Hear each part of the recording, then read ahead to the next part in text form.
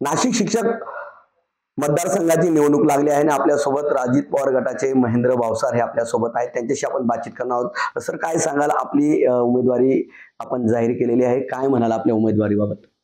मी गेल्या 34 वर्षापासून धुळे, जळगाव, नंदुरबार आणि नाशिक या विभागात प्रॅक्टिस करतो आणि माझी वकिलीची प्रॅक्टिस ही केवळ शैक्षणिक आणि धर्मादाय आयुक्त या कायद्यांमध्ये आहे.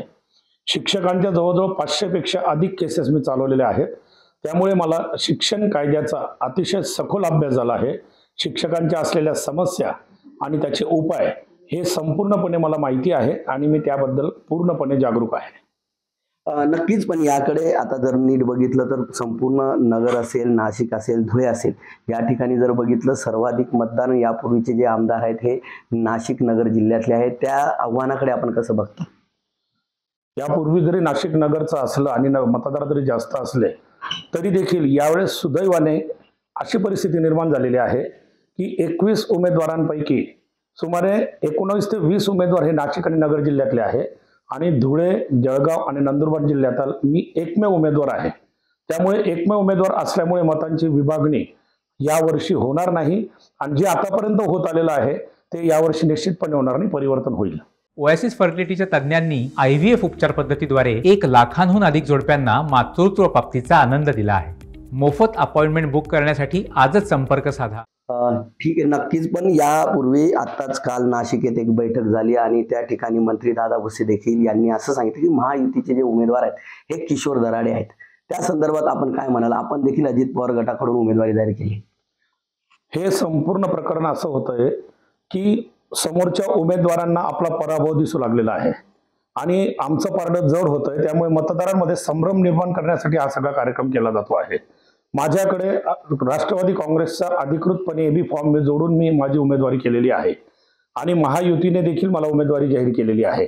त्यामुळे हा सगळा संभ्रम निर्माण केला जातो आहे आणि पराभव ज्यावेळेस जवळ दिसायला लागला त्यावेळेस मतदारांमध्ये गोंधळ निर्माण करण्यासाठी ही सगळी परिस्थिती केलेली आहे.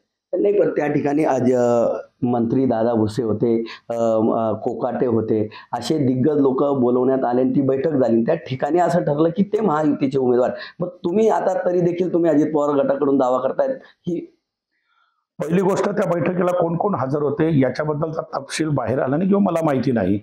त्यांच्या म्हणण्याप्रमाणे जर ते म्हणतायत की राष्ट्रवादीचे काही 1 किंवा 2 लोक हजर होते, परंतु मला असं वाटतं की त्या लोकांना ही बैठक नाशिक विधान परिषदेच्या संदर्भात आहे याची कोणतीही कल्पना दिलेली नव्हती.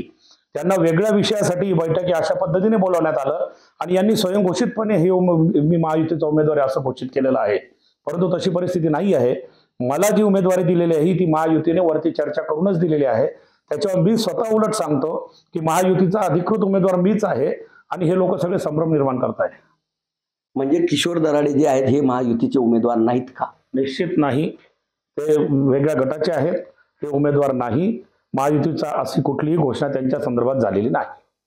नक्कीच या ठिकाणी किशोर दराडे जे महायुतीचे उमेदवार आहेत ते नसून मीच खरा महायुतीचा उमेदवार असा दावा या ठिकाणी ॲडव्होकेट महेंद्र भावसार यांनी व्यक्त केला आहे.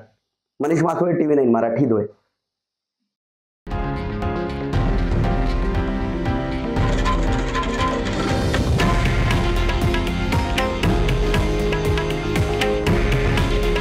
हे आहे देशातील नंबर 1 न्यूज नेटवर्क आणि आपण पाहत आहात TV9 मराठी.